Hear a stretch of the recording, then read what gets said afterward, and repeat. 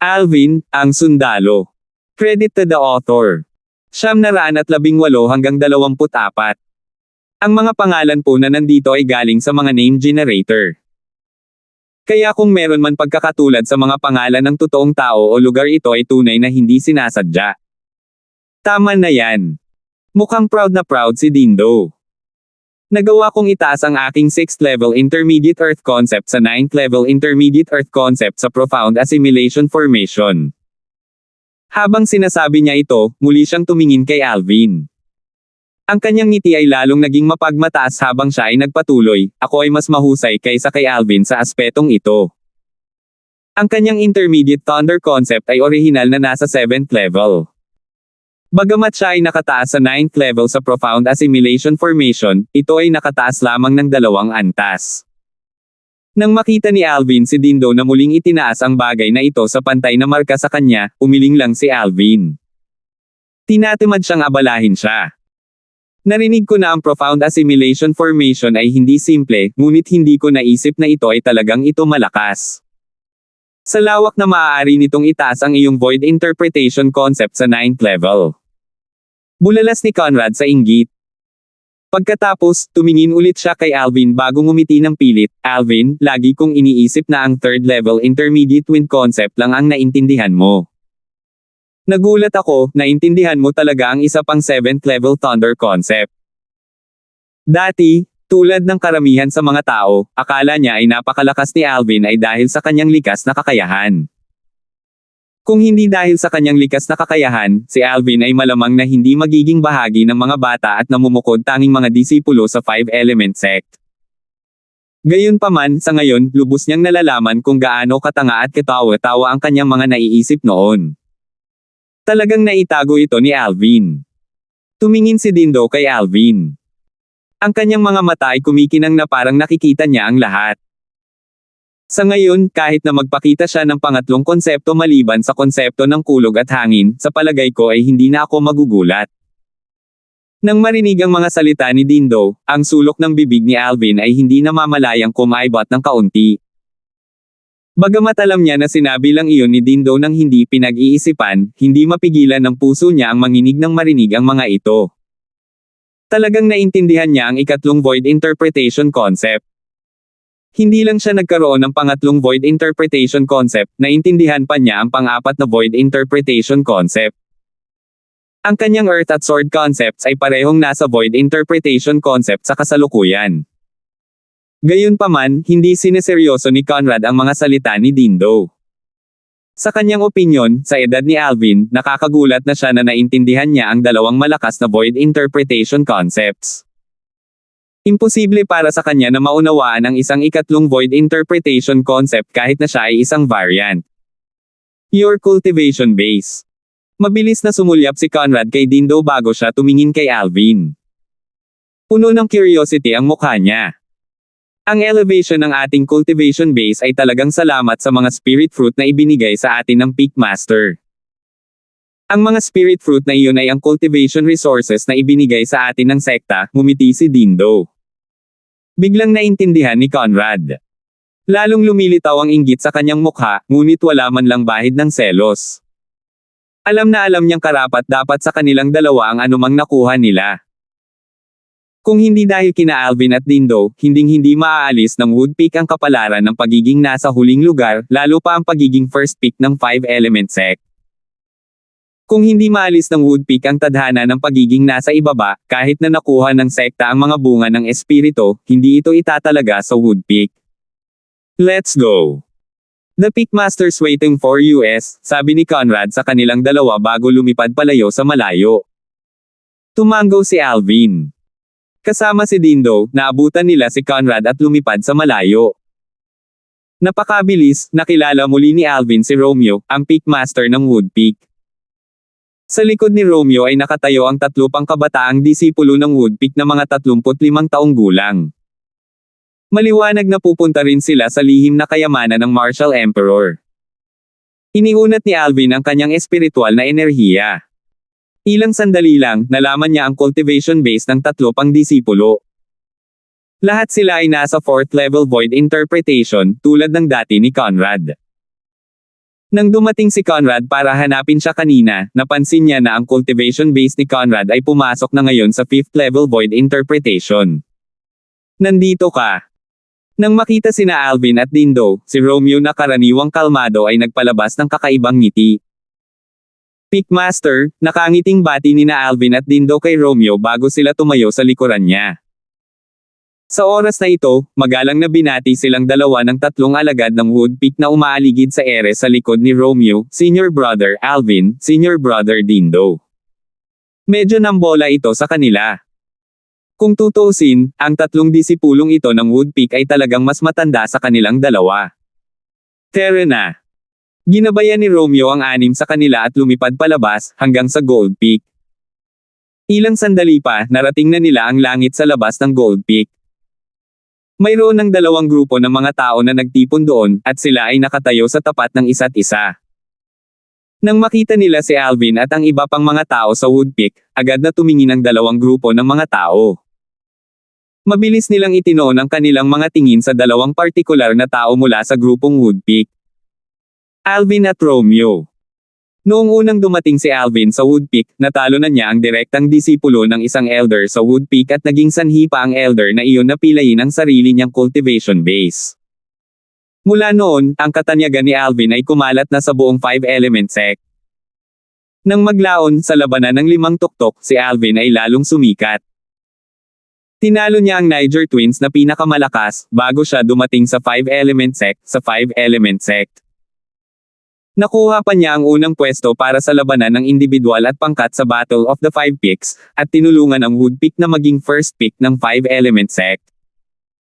Sa kasalukuyan, ang reputasyon ni Alvin sa 5-element sect ay may kukumpara sa araw sa kalagitnaan ng araw.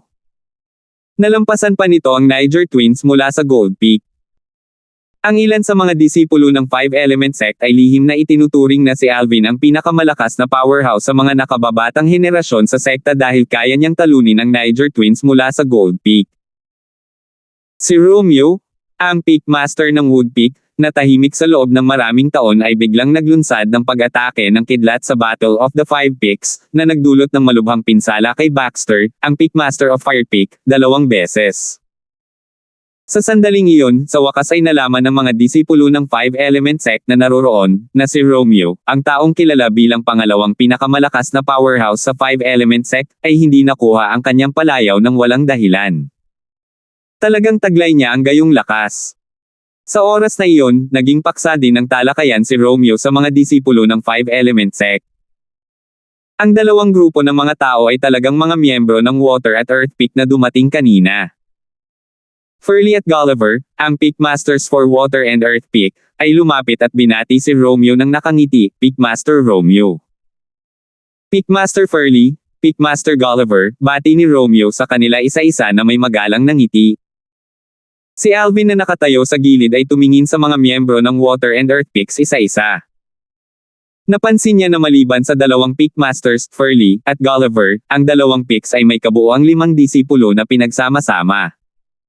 May kabuuang 3 miyembro mula sa Water Peak. Maliban kay Riza at sa isa pang babaeng disipulo na 2 beses niyang nakita noon, may isa pang babaeng disipulo sa kanila. Ang Earth Peak naman ay 2 lang ang kasama, lahat ay kasama niya. Sila ay walang iba kundi si Brent at ang Earth Peak na lalaking disipulo na 2 beses na rin niyang nakita dati. Ang bilang ng mga batang disipulo ng 2 peaks na pinagsama-sama ay hindi man lang lumampas sa bilang ng mga disipulo, kabilang si Alvin, na mayroon si Woodpeak. Biglang sumigaw ang isang alagad ng Woodpeak sa malalim na boses, narito na ang Fire Peak. Ang mga taong naroroon, bukod kina Alvin at Romeo, ay agad na inilipat ang kanilang mga tingin sa 5 figure na lumilipad sa kanilang direksyon mula sa malayo. Ang 5 taong ito ay pinamumunuan ng isang tao. Ang nangunguna ay isang matandang lalaki na nakasuot ng pula. Siya ay walang iba kundi si Baxter, ang Pickmaster of Fire Peak. Sa likod ni Baxter ay isa pang 4 na alagad ng Fire Peak. Sa 4 na disipulong ito, pinangunahan sila ni Perry habang malapit silang sumunod sa likod ni Baxter. Dahil lahat tayo ay nandito, let us make our move. Biglang, bago pa mabati ni Furley at Gulliver si Baxter, isang malakas na boses ang umalangaw-ngaw mula sa direksyon ni Gold Peak. Agad nitong nakuha ang atensyon ng lahat. Tumingin si Alvin sa boses at nakita ang 6 na figure na lumilipad sa ere mula sa Gold Peak. Kabilang sa kanila si Gregor, ang Peak Master ng Gold Peak na siya ring sect leader ng 5-element sect na namumuno sa grupo. Nasa likuran niya sina Chad at Renz na malapit na sumunod sa likuran niya. Ang isa ay puno ng enerhiya habang ang isa ay kalmado at nakolekta. Parehong may magandang tindig. Sa likod nilang dalawa ay may isa pang 3 Gold Peak na disipulo. Lahat sila ay mga kabataang disipulo na mga 35 taong gulang. Halata na handa silang pumunta sa lihim na kayamanan ng Martial Emperor. Leader ng sekta. Sa sandaling lumitaw si Gregor, ang mga tao mula sa iba pang 4 na peaks ay nagpakita ng kanilang paggalang. Ang ilan ay tumango habang ang ilan ay nakayuko. Karamihan sa kanila ay yumuko bilang pagbati, maliban sa 4 na Peak Masters at Alvin na tumango lamang. Si Alvin na nakatayo sa gitna ng mga disipulo ng 5-element sect ay tumayo na parang masakit na hinlalaki sa sandaling yumuko ang lahat ng iba pang mga disipulo. Kung ito ay ibang tao, malamang na magagalit si Gregor. Gayunpaman, nang matuklasan niya na ang tao ay si Alvin, agad na nawala ang kanyang init ng ulo. Sa kanyang opinyon, maaari na itong ituring na isang pagpapala sa 5-element sect para kay Alvin, na isang variant na pansamantalang sumali sa sekta. Para sa lahat ng iba pang hindi kailangan at detalyadong mga formalidad, si Alvin ay may mga kwalifikasyon na huwag pansinin ang mga ito. Tara na. Tumango si Gregor sa mga tao at malakas na nagpahayag. Sa pagkakataong lumabas ang mga salita sa kanyang bibig, pinangunahan niya ang 5 disipulo ng Gold Peak at nagpatuloy na lumipad patungo sa direksyong Timog Kanluran. Dahil sa nagbabantay siya sa mga disipulo ng Gold Peak, sadyang pinabagal niya ang bilis ng paglipad. Tara na. Sa pagkakataong ito, isa-isang tinawag nina Romeo, Furley, Gulliver at Baxter ang kanilang mga batang disipulo at naabutan ang mga tao ng Gold Peak. Nakasunod silang malapit sa likuran na parang anino. Ang lihim na kayamanan ng Martial Emperor na iyon ay nasa Timog Kanluran. Habang lumilipad sila hanggang sa Timog Kanluran, hindi mapigilan ni Alvin na ipikit ang kanyang mga mata habang bumubulong. Ang direksyon ay nasa pagitan ng Timog at Kanlurang distrito ng Hilagang Disyerto, ngunit ito ay mas malapit sa 4 na pangunahing puwersa ng Southern District ng Hilagang Desert. Katimugang distrito ng Hilagang Disyerto, Ancient Desert City, Skywolf Fort. Sa loob ng kuta, sa isang palasyo sa ilalim ng lupa, 5 tao ang nakatayo sa harap ng isang mataas na plataporma. Napatingin sila sa mataas na plataporma sa kanilang harapan na nababalot ng hamog. Nagniningning ang mga mata ng 5 tao. Malapit na mag-3 oras, ang nag-iisang nasa katanghaliang gulang na lalaki sa kanilang 5 ay nagsalita sa mahinang boses. Malapit nang magsara ang Profound Assimilation Formation, at lalabas na silang siyam. Agad na nagliwanag ang mga mata ng isa sa matanda sa grupo ng 5. Sabik na tingin, tinitigan niya ang mataas na plataporma na nababalot ng hamog na para bang may hinihintay. Tahimik na lumipas ang oras. Anong problema? Nakalipas na ang 4 na oras kaya bakit hindi nagsasara ang Profound Assimilation Formation? Medyo hindi makatwiran ito. May nangyari ba sa Profound Assimilation Formation? Ang 5 tao na naruroon sa pinangyarihan ay nakatayong nakatingin sa isa't isa. Natarante sila at hindi alam ang gagawin. Puno ng pagkalito ang kanilang mga mukha. 919. Ang 5 taong naruroon ay walang iba kundi ang 5 Vice Fort Masters. Ang 5 Vice Force Masters ay pinangunahan ni Lamar, at ang 4 pa ay sina Mace, Carmelo, Kangyu at Walter. Si Walter ay disipulo ni Lamar. Siya lang din ang nasa middle age sa 5 Vice Fort Masters. Ang 4 pa ay matatandang lalaki na mahigit 70 taong gulang. Sa sandaling ito, lahat silang 5 ay may malungkot na hitsura sa kanilang mga mukha. Mayroon silang malinaw na pag-unawa sa Profound Assimilation Formation. Maaari lamang itong tumakbo ng higit sa 3 oras, at automatiko itong mag-o-off pagkatapos noon. Sa oras na iyon, ang mga individual na nasa pormasayon ay lalabas, at ang konsepto na kanilang naintindihan ay bubuti ng higit pa o mas kaunti. Gayunpaman, ito ay 4 na oras na sa kasalukuyan, at ang Profound Assimilation Formation ay hindi nagpakita ng anumang mga palatandaan ng pagsara. Parang may nangyaring mali. Mabigat ang kanilang puso dahil sa kasalukuyang sitwasyon. Don't tell me may nangyari talaga sa loob. Napakalungkot ng mukha ni Walter. Sa tingin ko hindi. Ang Profound Assimilation Formation ay isang inscription formation na personal na iginuhit ng isang martial emperor powerhouse. Sa totoo lang, hindi dapat magkaroon ng anumang problema. Umiling si Lemar. Ang kanyang matalinong mga mata ay puno ng ningning nang ang kanyang tingin ay sinanay sa mataas na plataporma na nababalot ng hamog. Sa tingin ko may nangyayari sa loob na hindi natin alam. Bagamat hindi nagsasalita sina Mace, Carmelo at Kang Yu, lahat sila ay nakatitig sa Profound Assimilation Formation sa mataas na platform na may sukdulang konsentrasyon. Baka sa mukha nila ang pag-aalala. Kung ikukumpara sa pagkabalisa ng 5 Vice Fourth Masters sa labas ng Profound Assimilation Formation, ang loob ay ganap na tahimik. 9 na kabataang talento ang nakaupo na nakakross sa iba't ibang lugar habang tahimik nilang naiintindihan ang kanilang mga konsepto. Ghosts of concept na naging substantialized ay bumangon mula sa paligid ng 9 na batang talento. Sila ay alinman sa hangin, apoy, tubig, kulog o earth concepts.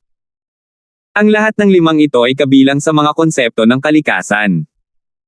May isa pang tao na ang katawan ay gusot ng isang hugis espada na enerhiya. Ito ay ang sword concept's materialized form. 8 sa mga batang talento ang nakaupo na parang estatwa, wala man lang gumagalaw.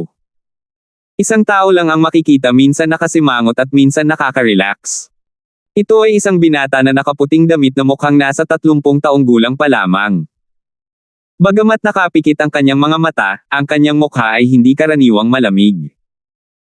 Lalo na ang itim na marka ng apoy sa pagitan ng kanyang mga kilay na maaaring magtanim ng lamig sa mga tao sa sandaling itinoon nila ang kanilang mga mata dito. Sa sandaling ito, ang itim na marka ng apoy ay mukhang buhay habang ito ay nasusunog ng maliwanag. Kuya Ghost, paano mo nagawa? Isang boses ang umalangaw-ngaw mula sa kaibuturan ng isipan ng binata na nakaputi.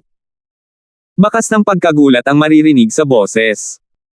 Sa kaibuturan ng isipan ng binata na nakasuot ng puti, 2 orbs ng malawak na concept energies na katulad ng 2 ulap na patuloy na gumugulong ay nakatayo malapit sa solidong kaluluwa. Ang isa sa concept energy ay berde habang ang isa naman ay pula. Sila ay ang wind at fire concept ayon sa pagkakabanggit. Firm. Kasabay nito, isang malamig, pausat sinaunang tinig ang biglang umungol sa isipan ng binata na nakaputing damit, isa lamang itong inscription formation na inilatag ng isang martial monarch stage inscription master. Talagang naisip mo ba na mapipigilan ako nito, ang ghost flame? Bagamat ang nalalabi ng aking kaluluwa ay hindi kasing dali ng pagkuha ng enerhiya sa panahon ng aking profound assimilation formation at pilitin ito sa iyong katawan, alam mo ba? Kung nasa kalakasan pa ako, hindi na magiging problema para sa akin na kunin ang lahat ng concept energy na pino mula sa wind and fire concept fragments at ipasok ang mga ito sa iyong katawan, okay?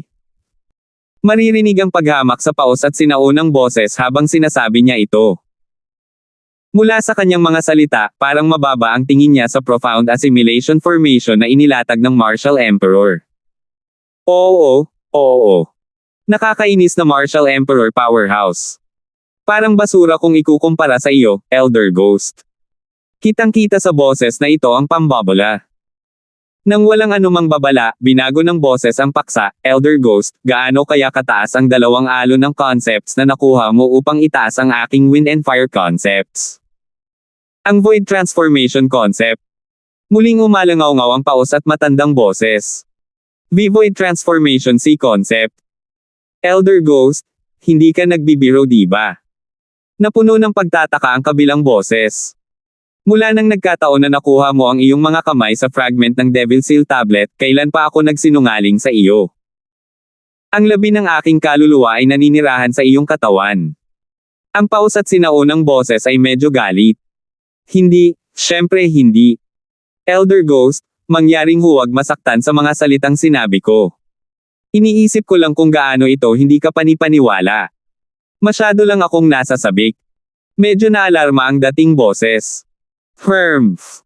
Muling bumantong hininga ang sinaunang tinig bago ito nagpatuloy, Sherman, ikaw na bata. Dapat mong tandaan na ang mga bagay na maibibigay ko sa iyo ay higit pa sa iyong imahinasyon.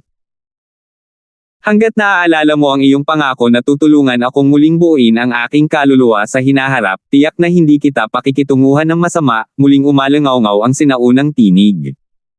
Oo, oo. Nagmamadaling sumagot ang boses ni Sherman. Hindi siya nang ahas na maluwag. Sige, ibabalik ko sa iyo ngayon ang kontrol ng katawan mo. Pagsasamahin mo ang dalawang concept energies at ang dalawang concept mo ng mag-isa. Nang matapos ang paos at sinaunang tinig sa kanyang pangungusap, agad itong humina. Samantala, si Sherman ay naka-cross-legged habang ang itim na marka sa pagitan ng kanyang mga kilay ay nawala ng walang bakas. Parang wala lang. Kakaiba ang sitwasyon. Dahan-daw ang iminulat ni Sherman ang kanyang mga mata, isang matalim na kinang ang sumilay sa kanyang mga mata habang bumubulong siya sa kanyang sarili sa malamig na boses, Alvin, sa muli nating pagkikita sa susunod, bibigyan kita ng malaking sorpresa. Kahit na hindi ka maalis ni Elder Ghost sa kanyang sarili, sapat akong malakas para sirain ka. Hanggat makuha ko ang Devil Seal tablet mula sa iyo, ang aking kinabukasan ay tiyak na magiging napakaliwanag ng Marshall tablet mula sa iyo, kahit ang aking kinabukasan ay ang Clouds E. Malapit ng lapidin ang kontinente sa ilalim ng aking sapatos. Habang nagsasalita siya sa sarili, unti-unting sumilay ang masamang ngiti sa kanyang mukha. Ilang sandali pa bago tuluyang humina ang tawa niya. Agad na muling ipinikit ni Sherman ang kanyang mga mata at ipinagpatuloy ang pagsasanib ng dalawang concept energy sa kaibuturan ng kanyang isipan. Isang malaking apoy ang biglang bumangon mula sa kanyang katawan. Nagdala ito ng bughaw na hangin kasama nito. Sa tulong ng hangin, sumiklab ang apoy at tumaas ng husto. Lumipas ang oras ng tahimik. 3 araw na ang lumipas sa isang kisap mata. 3 araw na ang nakalipas at hindi pa rin nagsasara ang Profound Assimilation Formation. Sa palasyo sa ilalim ng lupa ng panloob na kuta ng Skywolf Fort, si Carmelo ay patuloy na naglalakad pabalik-balik sa tabi ng mataas na plataporma na nababalot ng hamog. Hindi maitago ng kanyang mukha ang pag-aalalang nararamdaman para sa kanyang direktang disipulo, si Sherman. Dahil 3 araw na tayong naghintay, baka maghintay pa tayo ng kaunti, biglang nag-pipe up si Lamar na nakatayo sa gilid. Bagamat sinabi niya ang mga katagang iyon, bakas pa rin sa mga mata niya ang pag-aalala. Ha! Biglang nagsalubong ang mga kilay niya na para bang may nararamdaman siya. Nang tingnan niya ang Profound Assimilation Formation, napansin niyang nababalot pa rin ng hamog ang mataas na plataporma. Biglang umikot ang hamog at parang magtatagpo na. Malapit nang magsara ang Profound Assimilation Formation. Agad na huminto si Carmelo sa paglalakad. Isa-isa ring nagmulat ng mga mata ang 3 pang Vice Fort Masters ng Skywolf Fort na naka-cross-legged sa gilid habang naglilinang. Tumayo sila upang pagmasdan ang hamog na patuloy na nagtatagpo sa mataas na plataporma ng magkasama. Sa ilang sandali lang, nawala ang hamog, at ang 9 na figure na naka-cross-legged sa platform ay lumitaw sa harap ng kanilang mga mata isa-isa. 8 binata at 1 dalaga. Kung narito si Alvin, makikilala niya ang batang babae sa isang sulyap lamang. Iyon ay walang iba kundi si Demi, ang pinakamalakas na powerhouse sa mga kabataang talento sa Darching Dynasty na nakilala niya minsan sa martial competition ng 10 Dynasties.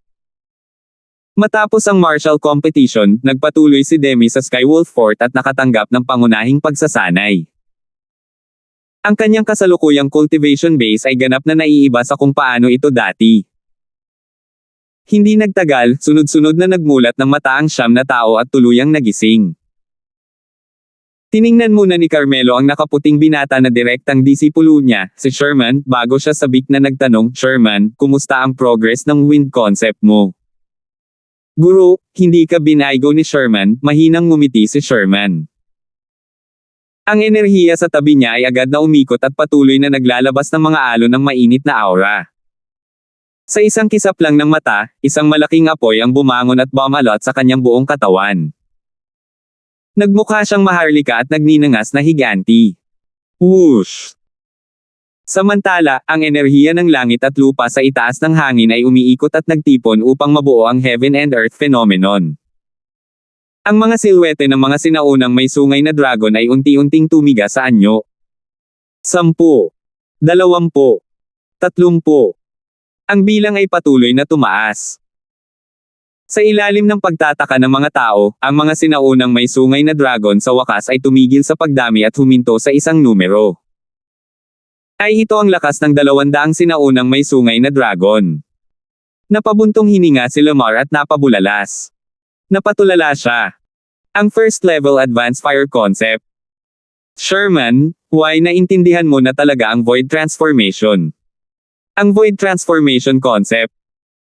Ang iba pang 8 batang disipulo ng Skywolf Fort ay agad na tumayo habang nakatitig sa 200 silhouette ng mga sinaunang may sungay na dragon na may pagkadismaya. Naalarma sila, at hindi sila nakabawi sa kanilang pagkagulat sa mahabang panahon. Sherman, why nasa void initiation lang ang fire concept mo bago ka pumasok sa profound assimilation formation, right? Walang isip na tanong ni Carmelo. Ang konsepto ng void initiation. Sa sandaling lumabas ang mga salita sa kanyang bibig, naalarma rin ang 4 na iba pang Vice Fort Masters. Nasa void initiation concept lang siya bago siya pumasok sa profound assimilation formation, pero itinaas ito sa void transformation concept sa sandaling umalis siya dito. Nilaktawan ba niya ang void interpretation concept? Oo, tumango si Sherman. Nang makita niya ang tulalang ekspresyon sa kanilang mga mukha at ang kilabot sa kanilang mga mata, nakaramdam siya ng pagsabog ng kasiyahan sa kanyang puso. Sarap na sarap siya sa pakiramdam na ito. Sa sumunod na sandali, tumibok ang kanyang puso nang biglang tumigas sa kanyang katawan ang isang bagzo ng berdeng bagyo at sumanib sa nagninangas na apoy. Ang apoy ay agad na tumaas ng mas mataas kaysa dati. Kasabay nito, isa pang 400 silhouette ng mga sinaunang may sungay na dragon ang lumitaw sa kalangitan sa itaas ng kanyang ulo na sinundan ng pagdaragdag ng isa pang 100 sinaunang may sungay na dragon. Ang lakas ng 400 ancient horned dragons. T3rd level advanced wind concept. Ang lakas na iyon ng 100 sinaunang may sungay na dragon ay ang kapangyarihang itinaas pagkatapos niyang pasiglahin ang first level advanced fire concept gamit ang kanyang wind concept. Isang bagay na parang Earth concept na humiram ng Earth energy. 920. Ang 5 Vice Fort Masters ng Skywolf Fort ay nagulat sa 700 silhouette ng mga sinaunang may sungay na dragon na nasa itaas ng ulo ni Sherman. Pagkabigla ang tanging emosyon na nararamdaman nila sa sandaling iyon. Ang 3rd level advanced wind concept ay katumbas ng lakas ng 400 sinaunang may sungay na dragon. Ang first level advanced fire concept ay katumbas ng lakas ng 200 sinaunang may sungay na dragon.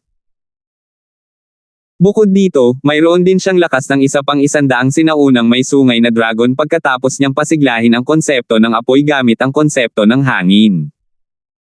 Umabot ito sa lakas ng 700 sinaunang may sungay na dragon matapos itong pagsamahin lahat. Nakanganga ang 8 mga alagad ng Skywolf Fort na naruroon. Hindi nila nakuhang muli ang kanilang mga pandama sa loob ng mahabang panahon. Pagkaraan ng ilang sandali, ang isang alagad ng Skywolf Fort sa wakas ay nakabawi sa kanyang katinoan. Hindi niya napigil ang malunok bago siya bumulong, hindi ba't sinabi sa atin ng Vice Fort Masters na pagkatapos na makapasok sa Profound Assimilation Fort, ang mas mababang antas ng Void Interpretation Concept ay maaaring tumaas ng 2 hanggang 3 antas, ngunit ang mataas na antas ay maaari lamang tumaas ng 1 o 2 antas. Nang umabot sa puntong ito ang kanyang pananalita, lumingon siya kay Sherman bago siya nagpatuloy, pero siya. Baka may nangyaring mali sa profound assimilation formation. Pakiramdam ko ay mahigit 3 oras na akong nasa loob kaya siguro kasing laki na rin ng Sherman ang progreso natin, nagmamadaling inayos ng isa pang alagad ng Skywolf Fort ang kanyang konsepto habang nagsasalita siya, bago ako pumasok sa profound assimilation formation, I've got wrong with thunder, I've be able to wrong level. Maabot din ang void transformation concept. Lahat, kasama si Sherman, ay agad na nalipat ang kanilang atensyon sa espasyo sa itaas ng alagad ng Skywolf Fort na ito. Ang kanyang Heaven and Earth energy ay umiikot at namumuo sa itaas niya habang unti-unting nabuo ang Heaven and Earth phenomenon. Isang panunuya ang makikita sa sulok ng bibig ni Sherman. Maihahalin tulad ba sa kanya ang basurang ito? Sa loob lamang ng ilang sandali, nagsimulang lumitaw ang mga silhouette ng mga sinaunang may sungay na dragon sa ibabaw ng alagad ng Skywolf Fort. Ang bilang ay patuloy na tumaas bago ito tuluyang huminto sa 80. Ang lakas ng 80 sinaunang may sungay na dragon na kumakatawan sa 7th level Void Interpretation Concept. 7th level Intermediate Thunder Concept. Paano ito posible? Nang makita niya ang 80 silhouette ng sinaunang may sungay na dragon sa itaas niya, ang disipulo ng Skywolf Fort ay agad na naging malungkot. Ito ay ibang-iba sa kay Sherman. Sa sandaling ito, ang natitirang mga alagad ng Skywolf Fort, kabilang si Demi, ay nagpatuloy sa pagsubok at pagpapakita ng kanilang mga konsepto isa-isa. Sa huli, napagtanto nila na sa kanila, ang pinakamalaking elevation ay isang pagtaas lamang ng 1 antas. Ang isa sa 4th level Void Interpretation Concept ng disipulo ng Skywolf Fort ay nagawang umakyat sa 6th level Void Interpretation Concept. Ang bawat tingin ay agad na napunta kay Sherman. Lahat sila ay may pagtataka at naguguluhan na tingin. Isang mapagmataas na ngiti ang makikita sa mukha ni Sherman. Sarap na sarap siya sa ganitong pakiramdam. Sa kasamaang palad, ang aking cultivation base ay medyo malayo pa rin. Umaasa ako na makakagawa ako ng isang pambihirang tagumpay sa 7th Void Interpretation kapag nakapasok ako sa lihim na kayamanan ng Martial Emperor. Napaisip si Sherman sa sarili. Blade Sect. Bilang isa sa 4 na pangunahing puwersa sa katimugang distrito ng Hilagang Disyerto, ang Blade Sect ay matatagpuan sa 2 magkatabing malalawak na lambak. Ang isa sa 2 lambak ay pinangalanang Saber Valley. Ito ay kung saan matatagpuan ang Saber Sect. Ang isa ay pinangalanang Sword Valley, kung saan matatagpuan ang Sword Sect. Sa pagitan ng Saber at Sword Valleys, mayroong isang burol na kinaroroonan ng sunod-sunod na kompleks ng arkitektura. Ang kompleks na ito ay kung saan ang mga matataas na opisyal ng Blade Sect ay karaniwang naninirahan at naglilinang. Sa palasyo sa burol, 5 tao ang nakatayo sa harap ng isang mataas na plataporma sa sandaling ito. Ang mataas na plataporma ay nababalot ng hamog. Sa kanilang 5, 2 ay matatandang lalaki habang ang 3 ay nasa katanghaliang gulang na mga lalaki. Kung narito si Alvin, makikilala niya ang 3 nasa katanghaliang gulang na lalaki sa isang sulyap lamang. Sila ay walang iba kundi si Sword 13, ang Vice Sect Master ng Sword Sect, Saber 5, ang Vice Sect Master ng Saber Sect, at Wilbur, ang Elder ng Sword Sect mula sa Blade Sect. Gayunpaman, si Wilbur ay nakatitig sa ulap ng mataas na platform na may malungkot na hitsura sa kanyang mukha sa sandaling ito. Medyo kinabahan siya. Sect Masters, hindi naiwasang tingnan ni Wilbur ang 2 matandang lalaki at sinabing may pagkadismaya, ang Profound Assimilation Formation ay talagang hindi makakasira sa isang Fire Spirit body. Sa totoo lang, hindi ito mangyayari. At saka, wala pang nangyaring insidente pagkatapos na pumasok ang Fire Spirit Body sa Profound Assimilation Formation, umiling ang isa sa matangkad at matipunong matandang lalaki. Huwag kang mag-alala. Dahil may likas na espiritong katawan si Irish, makikinabang lamang siya sa Profound Assimilation Formation na puno ng concept energy. Walang anumang pinsalang darating sa kanya, sabi ng isa pang payat na matandang lalaki. Ang 2 matandang lalaki ay ang 2 sect leader ng Blade Sect. Ang isa ay namuno sa Saber Sect habang ang isa naman ay namuno sa Sword Sect. Sa kasamaang palad, si Irish na maliit na batang babae na iyon ay hindi makakain ng anumang espiritong prutas. Kung hindi, magkakaroon siya ng lubos na tagumpay kapag pinasok niya ang lihim na kayamanan ng Martial Emperor na may fire concept na naiintindihan niya at ang kanyang nakakagulat na lakas. Isang buntong hininga ang pinakawalan ni Sword 13. Sa sandaling marinig ito ni Wilbur at ng 2 matandang lalaki, natahimik din sila. Si Irish ay may kahangahangang pag-unawa sa fire concept, ngunit ang kanyang cultivation base ay nasa 3rd level Void Interpretation lamang. Ito ay mas mababa kumpara sa maraming iba pang mga alagad ng Blade Sect. Kung hindi dahil sa kanyang kahangahangang fire concept, hindi man lang siya magiging kwalipikadong pumasok sa profound assimilation formation at tamasahin ang binyag ng ilang daang concept fragment. Malapit na ang 3 oras. Pumwesto sa gilid si Blade 5, agad namang nagningning ang mga mata. May sabik na ekspresyon ang mukha niya habang nakatingin sa profound assimilation formation na nasa harapan niya na nababalot sa mataas na plataporma. Nang marinig ang mga salita ni Blade 5, agad na inilipat ng 4 na tao ang kanilang mga tingin patungo sa profound assimilation formation. Pagkaraan ng ilang sandali, ang ulap sa mataas na plataporma ay nagtagpo at inihayag ang tunay na kalagayan nito. 10 kabataang lalaki at babae ang nakaupong nakakros sa iba't ibang bahagi ng plataporma. Maya-maya, sa wakas ay nagising na sila isa-isa. Wooer! Nang makita ni Wilbur ang isang figure na unti-unting tumataas, isang nakakagaan at masayang ngiti ang sumilay sa kanyang mukha. Ang pusong itinaas ng mataas ay sa wakas ay may baba. Ama! Nang marinig ang boses, tumingin siya kay Wilbur habang ang isang ngiti ay lumitaw sa maselang mukha na iyon na napakaganda na maaaring gumuho ang mundo. I'm sorry for worrying you. Ayos lang basta hindi ka nasaktan, umiling si Wilbur. Sa sandaling ito, umiikot ang heaven and earth energy sa kalangitan, at nagsimulang magbago ang kalangitan.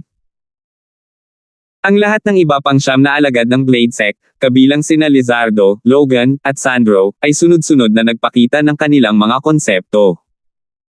Pinakilos nila ang kanilang heaven and earth energy at nabuo ang heaven and earth phenomenon. Ang kanilang mga konsepto ay mas marami o hindi gaanong nakataas ng 2 hanggang 3 antas. Irish, tingnan natin kung gaano karaming level ang naabot ng fire concept mo. Ang payat na matandang lalaki ay magiliw na tumingin kay Irish. Oo, Sect Master. Nang marinig ang mga salita ng Sect Master of Sword Sect, hindi nag-aksaya ng oras si Irish. Biglang tumalsik ang pulang damit sa kanyang katawan. Ito ay parang apoy na nagninanga sa sobrang tindi. Lizardo, hindi ka talaga interesado sa Irish na ito. Kung hindi ka interesado, ako ang senior kuya mo, ako, ang liligawan siya. Ang nakaberdeng binata na nakatayo sa tabi ni Lizardo ay nakatitig kay Irish na may matinding pagnanasa sa kanyang mga mata. Nangangati siya na gawin siyang kanya. Senior Kuya Alvin, nasabi ko na sa iyo dati. Si Irish ay mayroon na siyang gusto. Sumimangot si Lizardo habang nagpatuloy, at ang taong iyon ay isang tao na hindi mo kayang masaktan. Ang tinutukoy mo ay ang lalaking iyon na orihinal na sumunod sa iyo dito sa Blade Sect natin, ngunit sa kalagitnaan ng paglalakbay, hinabol siya ng mga taga Skywolf Fort hanggang sa mawala siya. Ang Alvin na iyon ang ibig mong sabihin. Ang binata na nakasuot ng berde ay tumatawa sa paghamak, hayaan na lamang ang katotohanan na maaaring siya ay patay na, hindi ako natatakot sa kanya kahit buhay pa siya. Ang unang lugar sa kompetisyon militar ng 10 dinastiya. Halika! Ang ganitong uri ng Rubos Martial Competition ay hindi kahit na nagkakahalaga ng pagbanggit ng okay. Nang marinig ang pagmumura ng nakaberdeng binata kay Alvin, biglang nagdilim ang mukha ni Lizardo. Malamig na kumikinang ang kanyang mga mata, at mahigpit na nakakuyom ang kanyang mga kamao. Gayunpaman, hindi siya gumawa ng anumang paggalaw. Isinasantibi ang katotohanan na ang nakaberdeng binata na ito ay may kagalang-galang na pagkakakilanlan, ang kanyang lakas lamang ay higit na lumampa sa kanyang sariling lakas. Ang isang cultivation base sa 8th level void interpretation at isang comprehension ng 9th level sword concept ay hindi isang bagay na maihahambing niya. Sa sandaling ito, walang nakarinig ng salita tungkol sa palitan ni Lizardo at ng binata na nakasuot ng berde dahil ang atensyon ng lahat ay nakatuon kay Irish. Swoosh! Samantala, ang mga alon ng mainit na hangin ay lumabas mula sa paligid ng katawan ni Irish.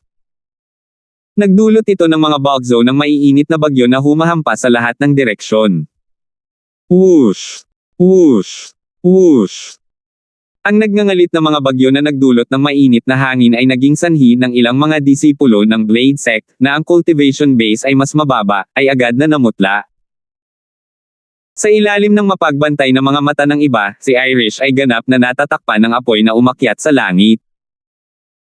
Nagsilbi itong foil sa pulang mahabang robe sa kanyang katawan at nagmukha siyang fire elf. Whoosh! Ang enerhiya ng langit at lupa ay umikot sa hangin na sinundan ng paglitaw ng heaven and earth phenomenon. Sa ilang sandali, lumitaw ang 100 silhouette ng mga sinaunang may sungay na dragon. And 9th level intermediate fire concept. Nang makita ng lahat ang 100 silhouette ng mga sinaunang may sungay na dragon sa itaas niya, agad silang natakot. Puno ng hindi makapaniwala ang kanilang mga mata. Mabilis silang nanumbalik sa kanilang katinoan nang bumalatay sa kanilang mga mukha ang takot. Napakabilis nilang nanumbalik ang kanilang mga sentido dahil pagkatapos ng paglitaw ng 100 silhouette ng mga sinaunang may sungay na dragon, isa pang 100 silhouette ng mga sinaunang may sungay na dragon ang muling lumitaw sa kalangitan habang ang mga apoy ay patuloy na pumailang lang mula sa katawan ni Irish. 200 silhouette ng mga sinaunang may sungay na dragon ang lumitaw sa harap ng lahat. First level advanced fire concept. Ang lahat, kabilang ang 2 sect leaders ng Saber at Sword sects, ay hindi maiwasang mapapikit kaagad. Puno ng pagkalito ang kanilang mga mukha. Bago pumasok si Irish sa profound assimilation formation, tila naintindihan lang niya ang 5th level intermediate fire concept. Gayunpaman, pagkatapos niyang lumabas mula sa profound assimilation formation, naintindihan na niya ang 1st level advanced fire concept.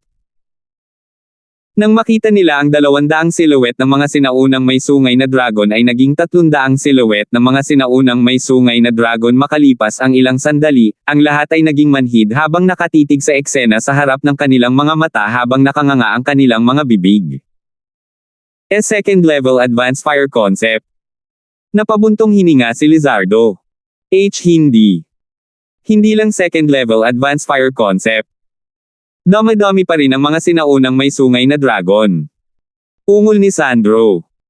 Ang kanyang mga mata ay kasing laki ng mga platito. Sa katunayan, dumarami pa rin ang bilang ng mga sinaunang may sungay na dragon sa itaas ng ulo ni Irish. Ang 300 silhouette ng mga sinaunang may sungay na dragon ay naging 400 silhouettes ng mga sinaunang may sungay na dragon. Kaagad pagkatapos, naging 500 silhouette ng mga sinaunang may sungay na dragon. At dumarami pa. Ang lahat ay naging ganap na manhid ng hindi namamalayan. Ay ito ba ang fire spirit body? Don't tell me na absorb niya ang lahat ng concept energy mula sa fire concept fragments na nagawang pinuhin ng profound assimilation formation. Si Sword 13 ay nabigla habang bumubulong sa sarili. 921. Sekta sa pagputol ng emosyon. Isang binata na nakasuot ng asul ang nakaupo sa isang liblib na patio. Ang mga alon ng turquoise na alon ay umiikot sa kanyang katawan. Ito ay ang konsepto ng tubig. Sa kalangitan, bumaba ang 200 silhouette ng mga sinaunang may sungay na dragon habang umiikot sila. Tahimik silang naghintay at nakahanda silang umatake anumang oras. Ang nakaberdeng binata na nakaupo roon ay hindi gumamit ng kahit katiting na halaga ng kanyang origin energy. Sa madaling salita, ang kanyang water concept lang ang nagawang himukin ang heaven and earth energy na magtipon ng 200 silhouettes ng mga sinaunang may sungay na dragon. Halata na naintindihan niya ang first level advanced water concept. Lumipas ang oras ng tahimik.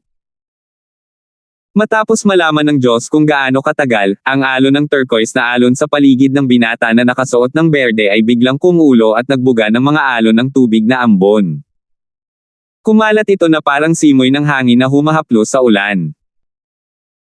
Ang mga patak ng tubig ay nakakalat mula sa ambon at nagwiwisik sa mga halaman na nakatanim sa hardin, na nagbibigay sa kanila ng isang malakas na hininga ng buhay. Biglang bumukas ang mga mata ng binata na nakasuot ng asul na nakabalot sa mga alon ng turkesa. Isang maliwanag na ningning ang sumilay sa kanyang mga mata habang bumubulong siya sa ilalim ng kanyang hininga, Supreme Emotion Forsaking Technique. Habang ang tubig ay umabot sa tugatog nito, ito ay nagiging yelo. Halos kaagad pagkatapos ng kanyang mga salita na lumabas sa kanyang bibig, ang turquoise ripple sa kanyang katawan ay naglabas ng isang nakakapanghinang buto na nagyayelong aura hanggang sa wala ng natitirang ambon. Hindi nagtagal, ang mga alon ng turquoise na ripples ay nag-condensed at bumuo ng isang layer ng makapal na yelo. Binalot ng makapal na yelo ang buong katawan ng binata na nakasuot ng asul. Gayunpaman, tila wala siyang napansin. Ang kanyang mukha ay nanatiling malayo habang patuloy na bumubulong ng mga inkantasyon ng walang tigil. Whoosh! Biglang lumitaw ang isang matangkad na figure sa langit mula sa manipis na hangin. Isa itong walang ekspresyong nasa katanghaliang gulang na lalaki. Hindi ako makapaniwala na napag-aralan niya ang Supreme Emotion Forsaking Technique. Ito ang pinakahuling pamamaraan ng paglilinang na ipinasa sa loob ng ilang libong taon sa Emotion Severing Sect, at walang sinuman ang nakayanan nito. Kapag ang tubig ay umabot sa tugatog nito, ito ay lalamag at nagiging yelo. Kulog, bulong ng nasa katanghaliang gulang na lalaki sa kanyang sarili. Sa kanyang kasalukuyang pag-unlad, sigurado akong matagumpay niyang maipapalahi ang konsepto ng apoy na may konsepto ng yelo sa lalong madaling panahon. Sa oras na iyon, magagawa niya ng sabay-sabay na i-cast ang ice at fire concepts. Kapag nagsama ang ice at fire, dadami rin ang kapangyarihan nito. Ha! Para siyang tinamaan ng kung anong realization, may bahagyang pagbabago sa ekspresyon ng medyo may edad na lalaki. Whoosh! Nang ibaba niya ang kanyang ulo, nakita niya ang matinding apoy na lumabas mula sa makapal na layer ng solidong yelo na bumabalot sa binata at umakyat sa langit. Sa kabila ng mainit na hangin na ibinubuga ng nagliliyab na apoy, hindi nito natunaw ang sobrang lamig na yelo. Katulad nito, hindi rin napatay ng sobrang lamig ng yelo ang apoy. Ito ay mukhang kakaiba sa mga mata.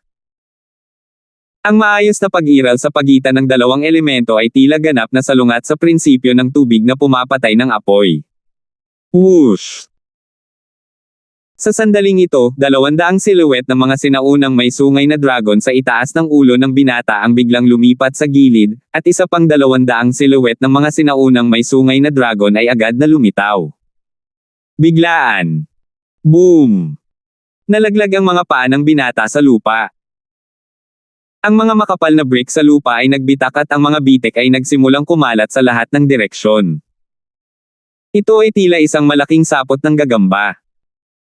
Nagkaroon ng biglaang pagsabog ng lamig na nagbuga ng mainit na alon sa napakalaking spiderweb na ito. Ang magkasalungat na kombinasyon na ito ay naging sanhi ng mga halaman sa maliit na patio upang agad na mawala ng sigla. Swish! Sa sandaling tumalon ang binata sa lupa, ginamit niya ang kanyang puwersa at pumailang lang sa langit. Siya ay sumugod sa hangin na parang kidlat. Supreme Emotion Forsaking Technique. The Union of Ice and Flame. Nagpalingga-lingga sa ere ang binata at napabuntong hininga. Sa sandaling marating niya ang dulo ng kanyang pag-ungol, sumigaw siya ng walang paabi. Sa sandaling sumigaw siya, ang yelo at alab sa kanyang katawan ay kakaibang nagsanib sa isa at nabuo ang isang bagong asul na apoy na napakalinaw at maganda. Para itong nagyayelong apoy na nagninangas ng husto. Ang mga alon ng matinding lamig at init ay nagmula sa nagyayelong apoy. Ang magkasalungat na kombinasyon ay naging sanhi ng pag-ikot muli ng heaven and earth energy sa kalangitan. Wham! Nang walang anumang babala, ang binata ay humakbang pasulong, at ang kanyang kamao ay sumuntok sa langit na parang isang kanyan na mabilis na pinaputok. Ang mga asul na apoy ay mabilis na lumabas mula sa kanyang kamao habang ito ay bumubuo ng isang shockwave na tumangay at pamunit sa kalangitan. Nagsimula ito ng sunod-sunod na nakakabinging pagsabog. Ang mga alon at alon ng hangin na pinaghalong lamig at init ay kumalat sa buong lugar. Sa tabi ng 400 silhouette ng mga sinaunang may sungay na dragon sa ibabaw ng kanyang ulo, isa pang 200 silhouette ng mga sinaunang may sungay na dragon ang lumitaw ng walang anumang paunang babala. Mula sa simula hanggang sa huli, hindi niya ginamit ang kanyang origin energy. Sa madaling salita, ang lakas na ito ng 200 sinaunang may sungay na dragon ay hindi nagmula sa kanyang origin energy. Not bad.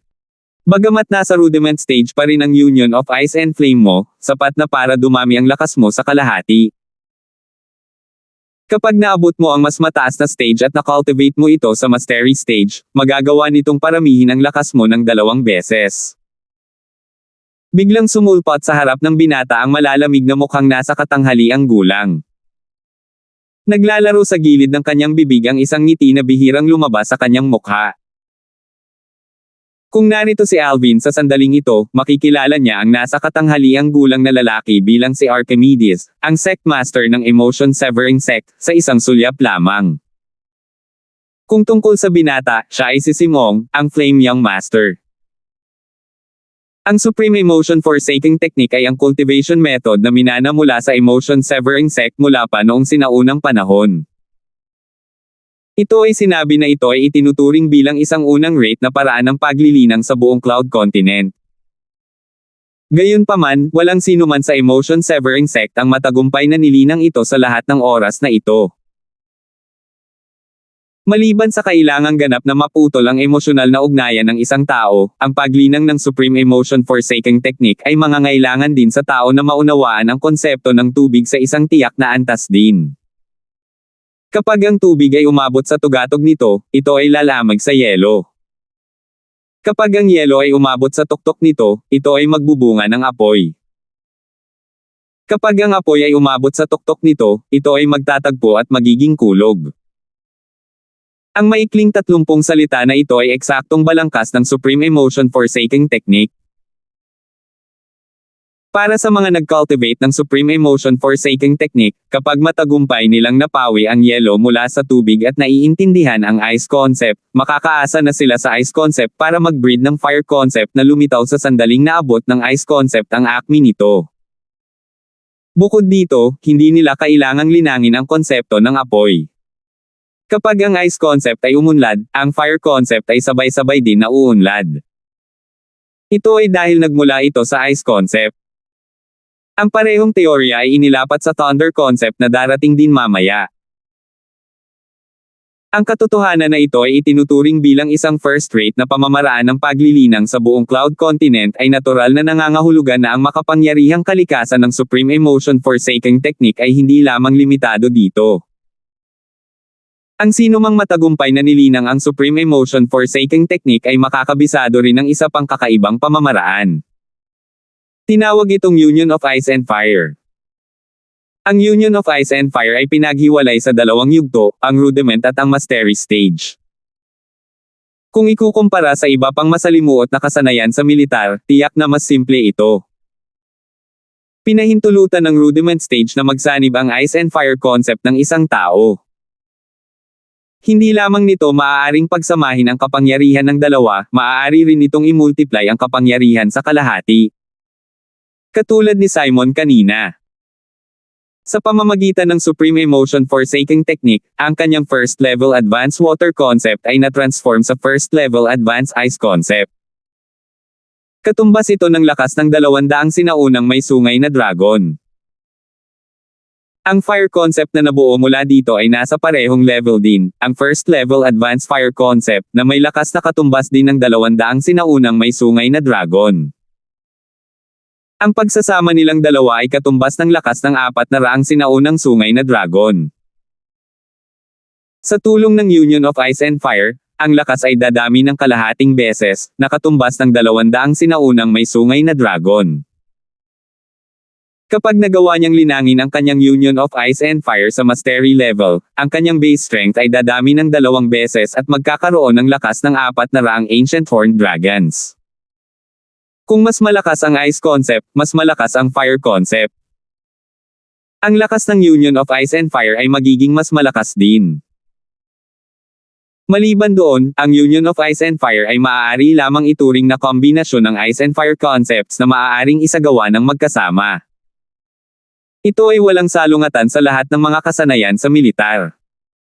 Para sa kadahilanang ito, posibleng maglagay ng ilang martial skill sa ibabaw ng Union of Ice and Fire. Bilang isang resulta, ang lakas ay tataas din. Guru. Sa sandaling makita siya ni Simon, dali-dali siyang yumuko bilang pagbati at hindi nang ahas na magpakalma. Humanda ka. Aalis tayo bukas para sa lihim na kayamanan ng Martial Emperor. Tumanggaw si Archimedes. Sa pagkakataong natapos niya ang kanyang mga salita, nawala siyang muli ng walang bakas sa harap ng mga mata ni Simon. Pagkaalis ni Archimedes, isang makinang naningning ang sumilay sa mga mata ni Simon habang bumubulong siya sa sarili, sa aking cultivation base sa 7th level void interpretation, kasama ang Union of Ice and Fire na nilikha mula sa pagsasanib ng Ice and Fire concepts, nagtataglay ako ng lakas ng 700 sinaunang sungay na mga dragon mula sa iba pang mga dragon na walang makapangyarihang sandata. Huwag kang maging kalaban para sa akin. Kumpiyansa ang kanyang mga mata nang matapos niya ang kanyang pangungusap.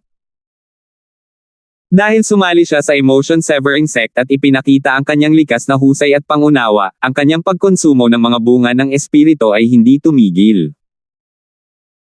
Dahil dito, wala ng espiritong prutas na angkop para sa kanya na ubusin pagkatapos niyang gumawa ng isang pambihirang tagumpay sa 6th level void interpretation.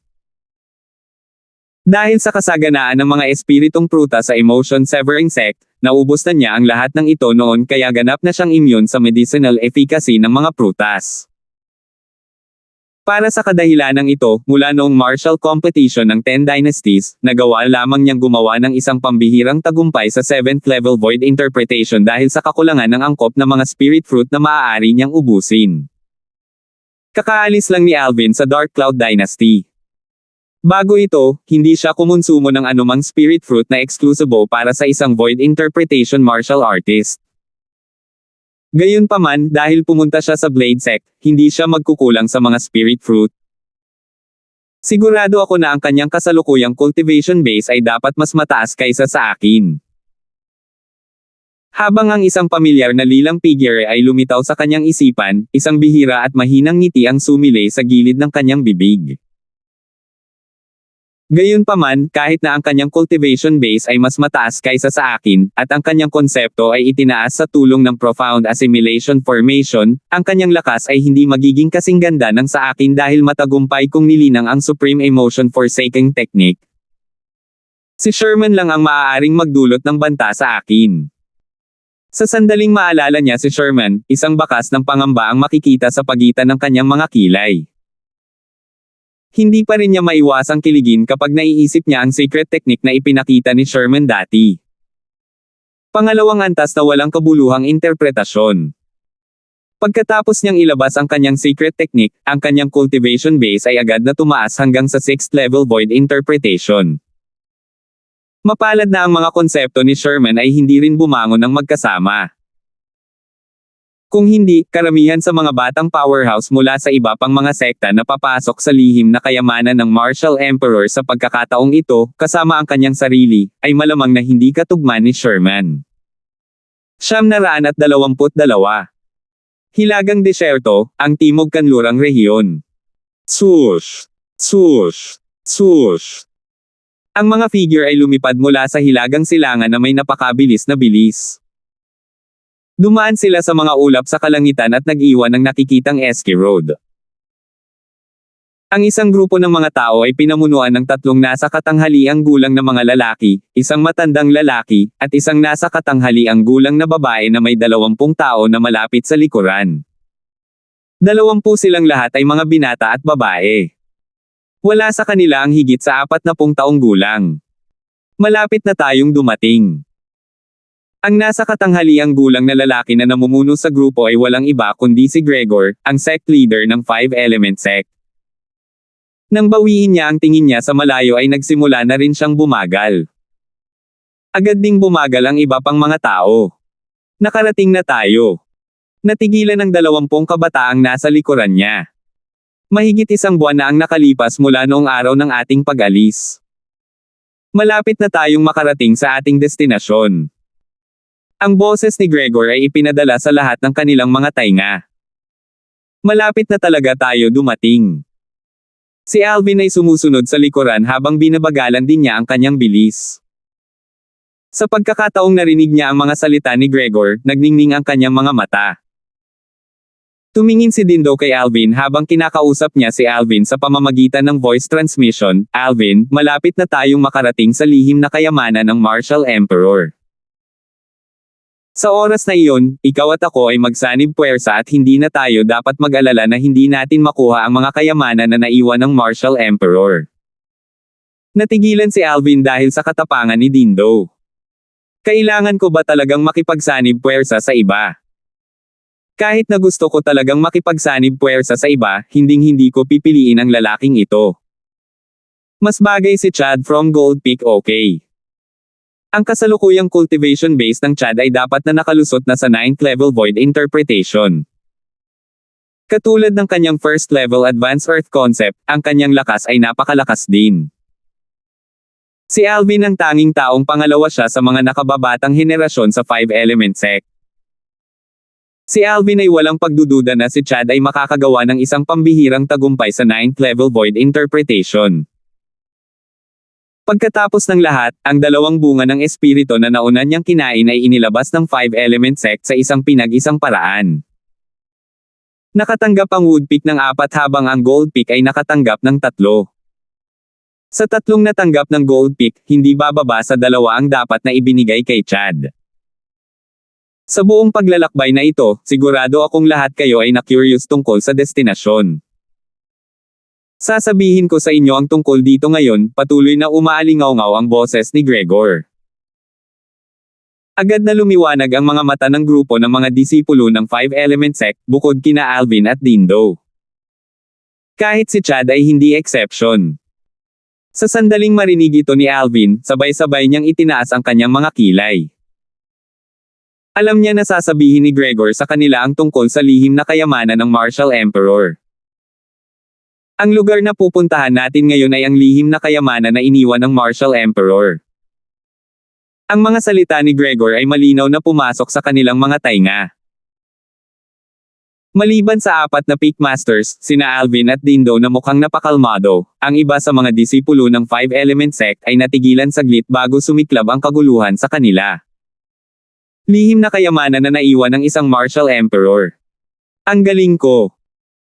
Nagtataka ako kung gaano karaming mga kayamanan ang nakapaloob sa lihim na kayamanan ng Martial Emperor.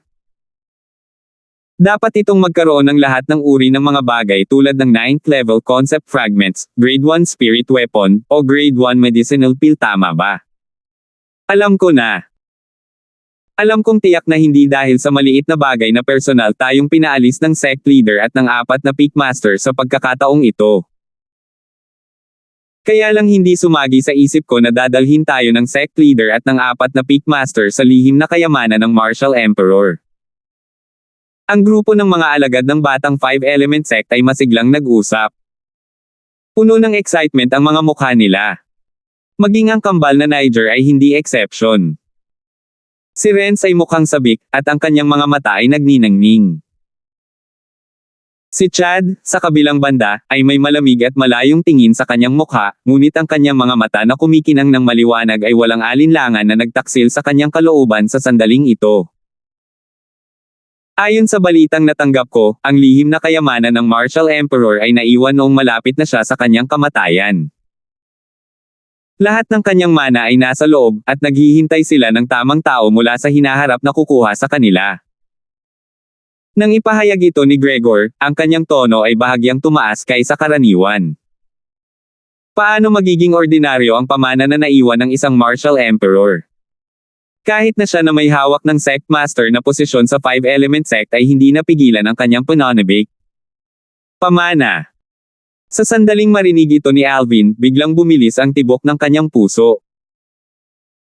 Bagamat alam na niya noon pa na pupunta sila sa lihim na kayamanan ng Martial Emperor, naisip niya na ito ay ilang laro lamang na nilikha ng isang Martial Emperor kapag siya ay naiinip. Gayunpaman, mukhang hindi ito ang kaso. Walang alinlangan, hindi mahalaga kung ito ay isang laro o pamana na iniwan ng isang Martial Emperor. Pareho silang naglalaman ng ilang mga bagay na pag-aawayan ng mga tao hanggang kamatayan. Gayunpaman, malinaw na ang huli ay naglalaman ng isang napakahalagang kayamanan. Ito ay dahil ang huli ay maaaring naglalaman ng kayamanan na naipon ng Martial Emperor sa buong buhay niya. Ito ay sapat na upang gumawa ng anumang puwersa, o sinuman, sa Cloud Continent upang maging berde sa ibabaw nito. Lalo talaga akong nasasabik dito. Ang mga mata ni Alvin ay kumikinang ng maliwanag habang siya ay bumubulong sa sarili. Kasabay nito, pagkatapos nilang marinig ang mga salita ni Gregor, nagsimulang bumilis ang hininga ng grupo ng mga disipulo ng batang 5-element sect. Ang mana mula sa isang Martial Emperor. Ano ang ibig sabihin noon? Ang pamana na naiwan ng isang martial emperor ay ang lahat ng yaman na naipon niya noong buhay niya. Kung sino man ang makakuha nito ay tiyak na aakyat sa langit. Hindi ako makapaghintay na pumunta ngayon. Gayunpaman, dahil ito ang pamana na iniwan ng isang martial emperor, bakit tayo isinama ng 5 peak masters? Hindi ba mas mabuti kung isama nila ang mga elder ng sekta upang kunin ang mga kayamanan? Maaaring may dahilan sa likod nito. Ang grupo ng mga disipulo ng Five Element Sect ay ibinaon ang kanilang mga ulo ng magkasama sa isang mainit na talakayan. Sa kalaunan, isa-isa silang tumingin kay Gregor, ang sect leader ng Five Element Sect, at ang 4 na iba pang peak masters na may nagtatanong na tingin sa kanilang mga mukha.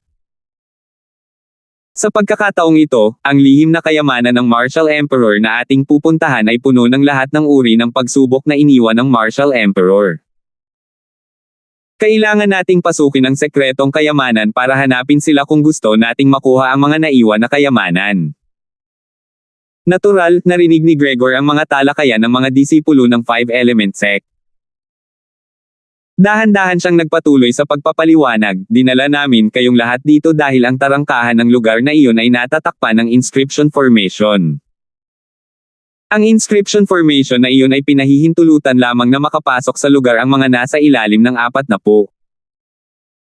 Ang mga salita ni Gregor ay pumasok sa tenga ng mga disipulo ng Five Element Sect.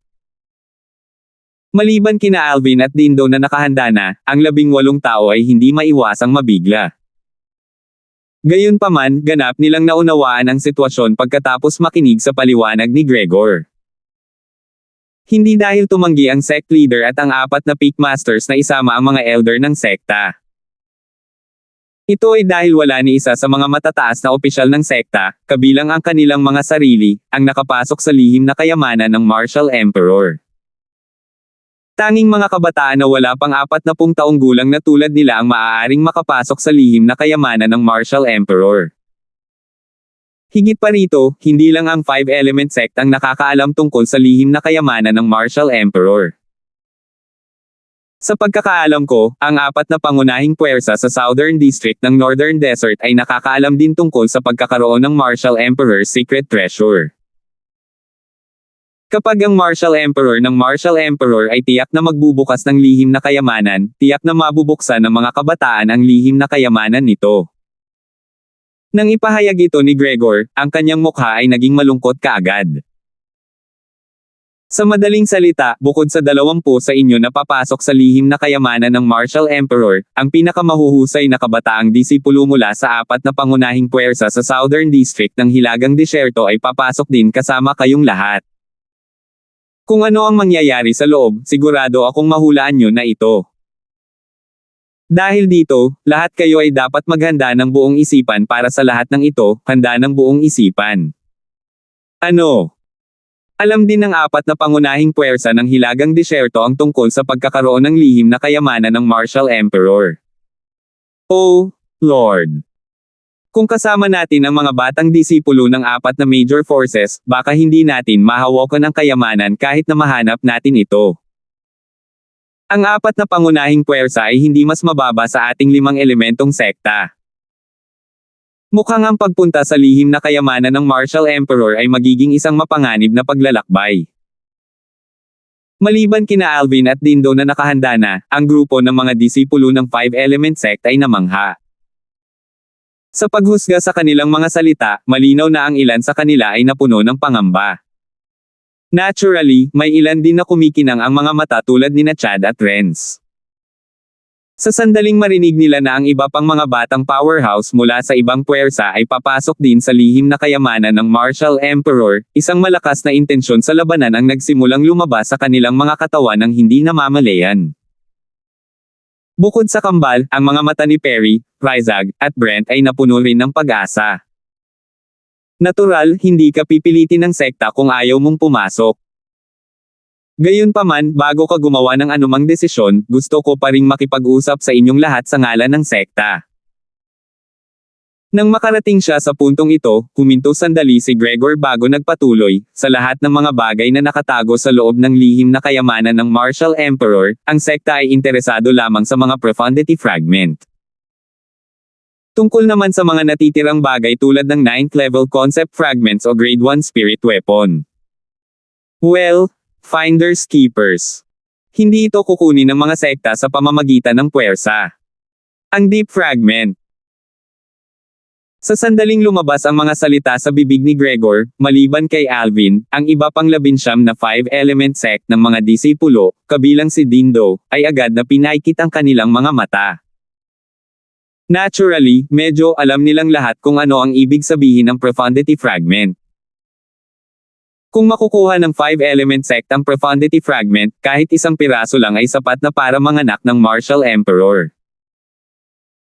At, ngayon, ang lihim na kayamanan ng Martial Emperor na papasukin nila ay talagang naglalaman ng profundity fragment. Lumapit silang lahat matapos itong mag-isip. Pagkatapos ng lahat, iyon ay isang lugar na naglalaman ng mana ng isang Martial Emperor sa buong buhay niya. Hindi dapat magkukulang ng profundity fragment sa yaman na naipon sa buong buhay niya. Ang sino mang makakuha ng profundity fragment ay magiging isang mahusay na benefactor ng ating sekta.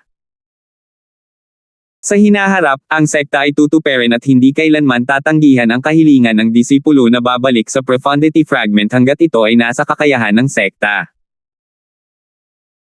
Sinabi ni Gregor na may mataimtim na tingin nang marating niya ang dulo ng pangungusap, gayunpaman, kung hindi mo babalikan ang profundity fragments at nakita namin ito pagkatapos naming magsagawa ng paghahanap sa iyo, hindi mo na makukuha ang mga benepisyo.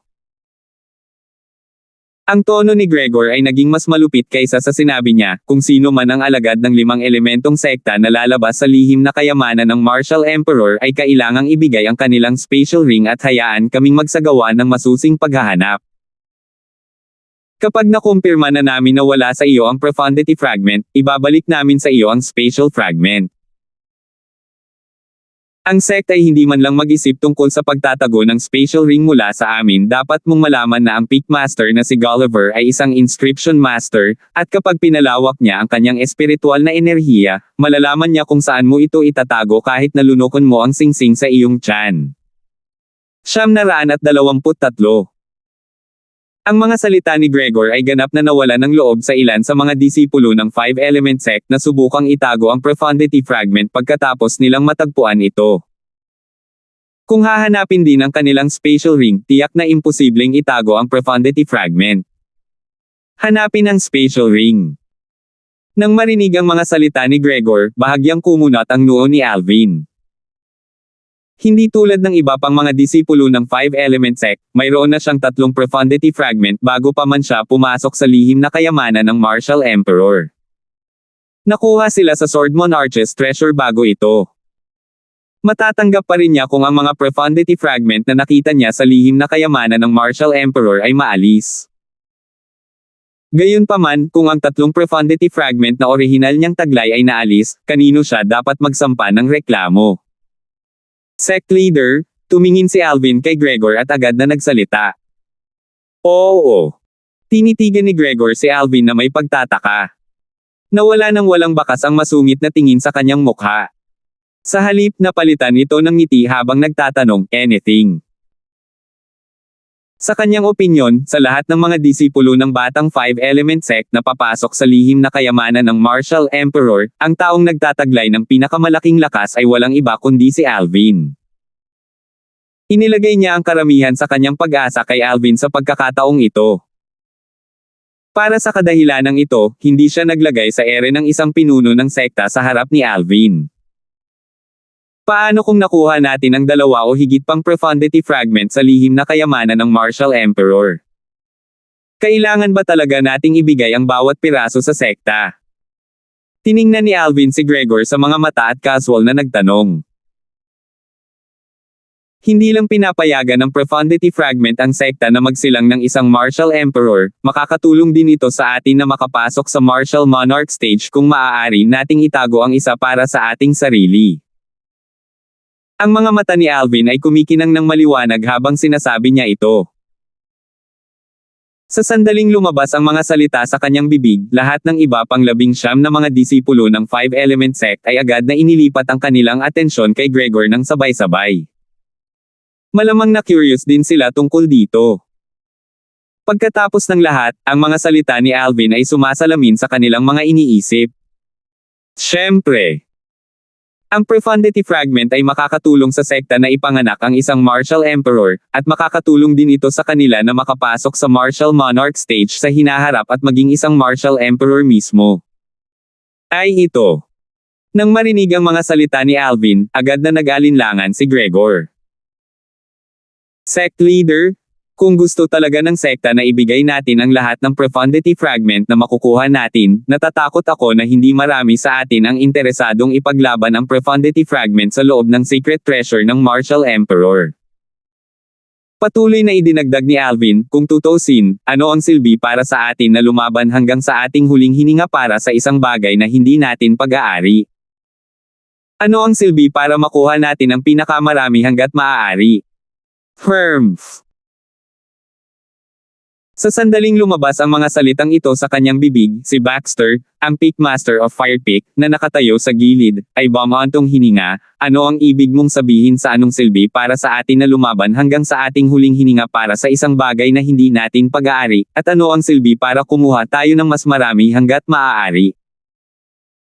Huwag mong kakalimutan na lahat kayo ng mga miyembro ng Five Element ng Sected at the Sected. Ngayong kailangan ka ng sekta, hindi mo ba naisip na dapat mong italaga ang iyong sarili ng buo sa iyong huling hininga para sa kapakanan ng sekta? Habang nagsasalita siya, sumulyap si Baxter sa mga disipulo ng Five Element Sect, kasama si Alvin. Pickmaster Baxter, nagsasalita ka ng may napakalakas na pakiramdam ng kagilahilalas na katwiran. Nangangahulugan ba ito na handa mong ilagay ang iyong buhay sa taya para ipaglaban ang mga profundity fragment na iyon na kalaunan ay ibibigay sa sekta kung ikaw ang papasok sa lihim na kayamanan ng Martial Emperor? Pinaikit ni Alvin ang kanyang mga mata habang direktang nakatitig sa kanya. Oo naman. Sumagot si Baxter bilang isang bagay na syempre, naglalagay ng hangin na nagsasabing handa akong isakripisyo ang lahat para sa kapakanan ng sekta. Kung ganoon, maglakas loob ka bang manampas sa pamamagitan ng 99 Heavenly Tribulation, Pickmaster Baxter? Isumpa mo na kung hindi nagmula sa kaibuturan ng iyong puso ang mga salitang sinabi mo, handa kang mapatay sa isang welga ng 99 Heavenly Tribulation. Isang nakakatuwang ngiti ang sumilay sa gilid ng bibig ni Alvin. Ikaw. Sabay-sabay namutla ang mukha ni Baxter. Hindi niya inasahan na ilalabas muli ni Alvin ang 99 Heavenly Tribulation sa usapan. Gayunpaman, naglakas loob ba talaga siyang manampas sa pamamagitan ng 99 Heavenly Tribulation? Siyempre hindi. Mukhang labag sa konsensya mo ang mga salitang sinabi mo, Pickmaster Baxter. Tinitigan ng malalim ni Alvin si Baxter at ninisyan siya ng panunuya. Marami sa mga disipulo ng Five Element Sect ang agad na nanunuya kay Baxter habang ang ilan ay ngumuso pa. Kami ay may tungkuling hanapin ang profundity fragments para sa sekta. Gayunpaman, kung walang mga insentibo, natatakot ako na hindi sapat na itaas ang moral ng mga alagad ng sekta. Muling tumingin si Alvin kay Gregor bago siya dahan-daang nagpahayag, sect leader, mangyaring pag-isipan ito sandali. Kapag ang mga disipulo ay pumasok sa lihim na kayamanan ng Martial Emperor na alam nilang hindi nila mailigtas ang profundity fragments para sa kanilang sarili, gaano ba sila kasiglahan kapag hinahanap nila ang profundity fragments? Ang kanilang isip ay ang kabuoang oras na nakatutok sa mga bagay na iyon ay ang kabuoang antas ng mga fragment. Concept fragment o spirit weapon sa halip, kahit gaano pa karaming piraso ng mga item na iyon ang makuha nila, ito ay pag-aari nila. Nang makarating siya sa puntong ito, huminto sandali si Alvin bago niya binago ang kanyang tono at sinabing, gayunpaman, kung ang sekta ay nangangako na kahit sino man ito, maaari nating panatilihin ang pangalawa o pangatlong profundity fragment na nakita natin para sa ating sarili, sigurado akong lahat ng mga disipulo ng sekta ay handang ipagsapalaran ang kanilang buhay upang maghanap para sa profundity fragment, sa halip ay sapat na. Ang lahat ng mga alagad ng sekta na naruroon ay pinili ng sekta, hindi ako makapagsalita para sa lahat. Sa aking kaso, maaaring handa akong maghanap para sa mga profundity fragment para sa kapakanan ng sekta upang mabayaran ang utang para sa pagsasanay na natanggap ko mula sa sekta. Gayunpaman, kung ang profundity fragment ay nasa mga kamay ng isang batang powerhouse na ang lakas ay kapantay o mas malakas kaysa sa akin at posibleng pumatay sa akin, sa buong mundong ito, malamang na hindi ako makakalaban ng fragment na iyon. Napakahalaga at kahalaga nito, gaano man kaakit-akit ang profundity fragment, sa huli, hindi pa rin ito sa atin kaya walang dahilan para ipagsapalaran natin ang ating buhay upang ipaglaban ito. Hinarap ni Alvin ang grupo sa isang hininga. Maganda ang sinabi ni Senior Brother Alvin. Tama. Kung ang lahat ng profundity fragment na nakuha natin ay kailangang ibigay sa sekta, tiyak na ito ay magpapababa ng ating sigla sa paghahanap at pakikipaglaban para sa profundity fragment. Dahil hindi naman ito sa amin, walang dahilan para ipagsapalaran namin ang aming buhay para dito. Gayunpaman, kung maaari nating itago ang pangalawang piraso ng profundity fragment na makikita natin, tiyak na lalaban ako hanggang sa huling hininga ko para agawin ito. Kung tutuusin, may papel ito sa kung magiging martial emperor ako o hindi sa hinaharap. Parehong napupunta para sa akin. Bagaman bata pa si Senior Brother Alvin, ang bawat salita niya ay isang hiyas, at lubos silang tumatatak sa puso ko. Bago pa makasagot si Gregor sa oras, nagkaroon na ng sigawan sa grupo ng mga disipulo ng Five Element Sect. Mula sa kanilang mga salita, halatang sumang-ayon silang lahat sa opinyon ni Alvin. Sina Renz, Riza, at Brent ay hindi rin exception. Bagamat malamig pa rin ang tingin ni Chad sa kanyang mukha, walang alinlangan na ganoon din ang iniisip niya mula sa patuloy na pagkinang ng kanyang mga mata. Bagamat hindi nasisiyahan si Perry na ang mga salitang ito ay lumabas sa bibig ni Alvin, kailangan niyang aminin na talagang sumang-ayon din siya kay Alvin. Nang makita ni Gregor ang eksena bago siya nawala ng kontrol dahil sa sinabi ni Alvin, hindi niya maiwasang magpakawala ng isang mapait na ngiti. Kailangan niyang aminin na ang sinabi ni Alvin ay hindi lamang umalangaw-ngaw sa puso ng iba pang mga disipulo ng Five Element Sect kundi pati na rin sa sarili niyang puso. Bagamat hindi siya sasali sa paghahanap ng profundity fragments, halos naiintindihan niya ang damdamin ng mga taong nasasangkot. Katulad talaga ng sinabi ni Alvin. Kung kailangang ibigay ng mga disipulo ng sekta ang lahat ng profundity fragment sa sekta kahit gaano pa karami ang nakuha nila, mamamatay ang kanilang sigasig gaano man sila katapat sa sekta. Sect leader, sumasang-ayon ako kay Alvin tungkol sa bagay na ito. Sa sandaling ito, si Romeo, ang pickmaster ng Woodpick, ay biglang lumabas at direktang nagsalita. Upang mapuko ang sigasig ng mga disipulo ng sekta, inaasahan kong payagan mo silang panatilihin ang ikalawa, ikatlo o maging ang ikaapat na profundity fragment na nahanap nila sa lihim na kayamanan ng Martial Emperor. Sangayon din ako kay Alvin. Sa pagkakataong ito, sina Furley at Gulliver, ang Pickmasters of Water at Earth Picks, ayon sa pagkakasunod-sunod, ay tumunog din. Ano ang tungkol sa iyo, Pickmaster Baxter? Nang makita niyang humakbang pasulong ang tatlong Pickmasters at sumang-ayon sa sinabi ni Alvin, likas niyang nilingon si Baxter na hindi umimik, o kaya naman ay hindi ka sumasang-ayon kay Alvin. Wala akong tutol. Bagamat lubusang kinasusuklaman ni Baxter si Alvin, alam niyang hindi ito ang tamang oras para maging mahiyain.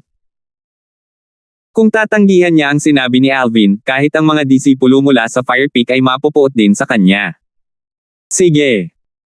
Nang makita ni Gregor na sumang-ayon sa kanya ang apat na Pickmasters, tumango siya at agad na tumingin sa 20 batang disipulo ng Five Element Sect kasama si Alvin. Malinaw niyang inihayag, ako, si Gregor, ang sect leader ng Five Element Sect, ay nagbibigay sa iyo ng aking salita sa ngalan ng sekta na kahit gaano pa karami ang profundity fragment na makuha mo mula sa lihim na kayamanan ng Martial Emperor, ang bawat isa sa inyo ay kailangan lamang na mag-abot ng isa sa amin. Ang disipulo na nag-aabot ng isa sa atin ay hindi na kailangang ipasa ang kanilang special para sa atin. Inihayag ni Gregor sa isang hininga. Biglang nagningning ang mga mata ng lahat ng mga disipulo ng Five Element Sect. Ang ilan ay nagsimulang huminga ng mas mabilis kaysa karaniwan. Mabuhay ang sect leader. Sa kasong ito, kailangan kong kumuha ng hindi bababa sa 2 profundity fragment kahit na lumaban ako hanggang sa aking huling hininga. Hintayin mo ako, Martial Monarch Stage. Sumiklab ang kaguluhan sa grupo ng mga alagad ng 5-element sect. Ang bawat isa sa kanila ay labis na nasa sabik. Hindi napigilan ni Gregor na mapabuntong hininga nang makita ang eksenang ito. Alam niyang matagumpay na napukaw ang sigasig ng mga alagad ng sekta sa paghahanap at pakikipaglaban para sa profundity fragment. Ngayon, ang natitira na lang ay pumasok sila sa lihim na kayamanan ng Martial Emperor at ipakita ang kanilang mga kakayahan. Nakahinga ng maluwag si Alvin nang makita niyang sa wakas ay bumalik na ang sitwasyon. Sana ay makuha ko ang aking mga kamay sa isang profundity fragment na hindi kapaki-pakinabang sa akin sa lihim na kayamanan ng Martial Emperor na iyon. Maaari din itong ituring bilang kabayaran para sa biyaya ng 5 elementong sekta at para sa aking pagsasanay, naisip niya sa sarili. Dati, ang 5-element sect ay nagbigay sa kanya ng 3 bunga ng espiritu at pinahintulutan pa siyang makapasok sa profound assimilation formation. Nagresulta ito sa kanyang paggawa ng isang mahusay na pambihirang tagumpay sa kanyang lakas. Ang pagsasanay ay tanda rin ng kanilang biyaya pagkatapos ng lahat. Kung hindi niya ito binayaran, hindi siya mapalagay dito.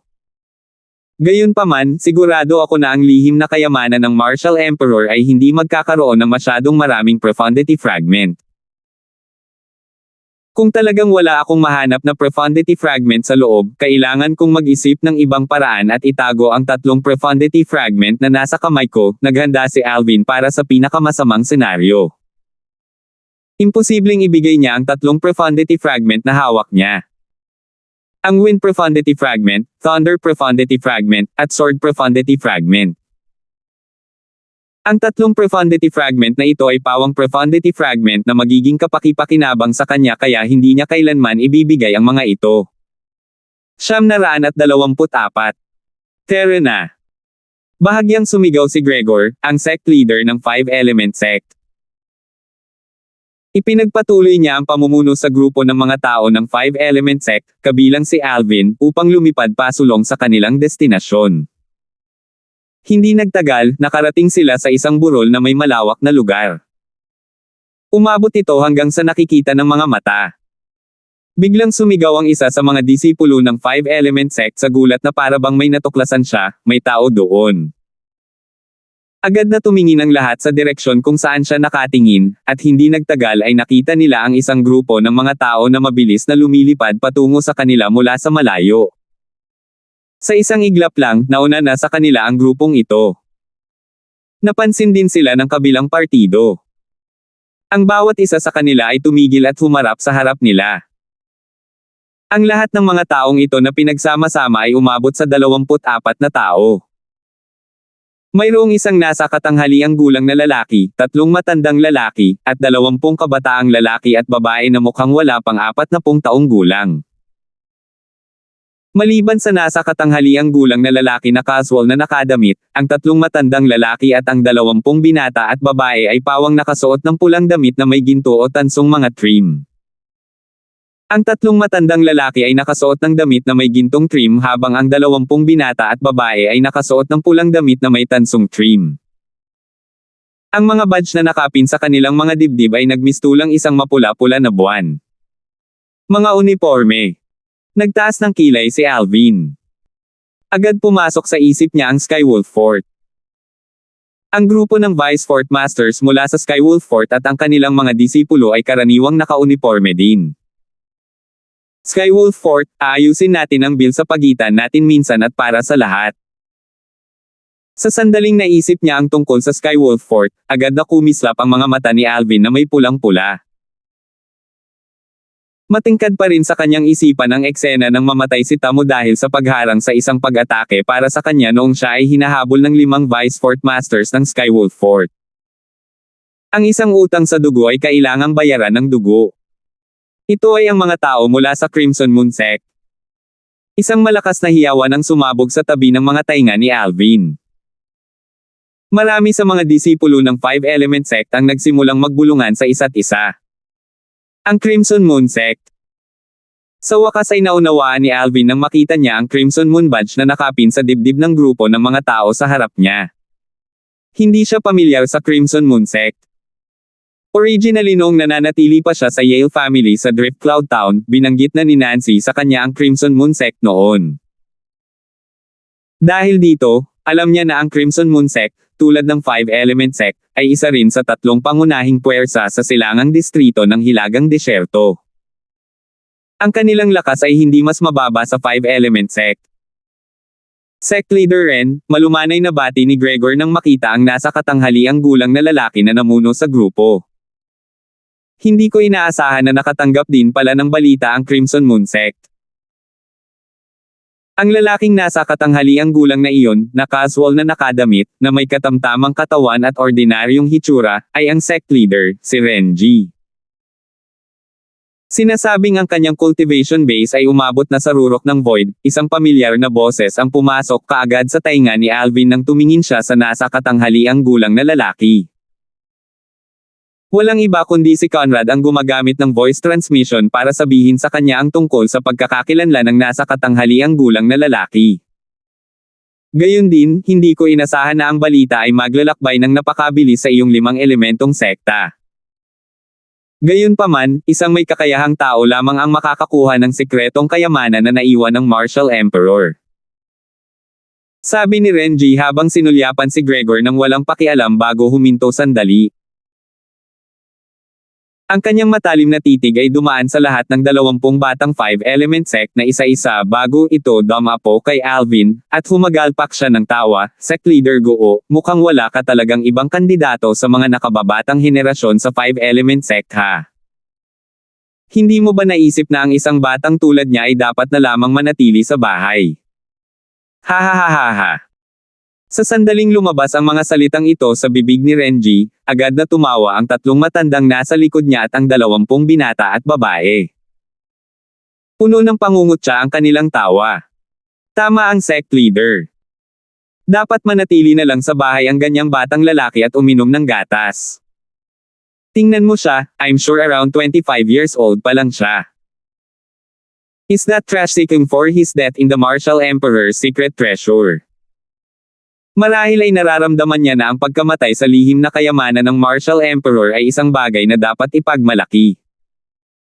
Marami sa mga disipulo ng Crimson Moon Sect ay walang pigil na nagkomento habang kinukutya nila si Alvin sa kanilang sinadyang pagtaas ng boses.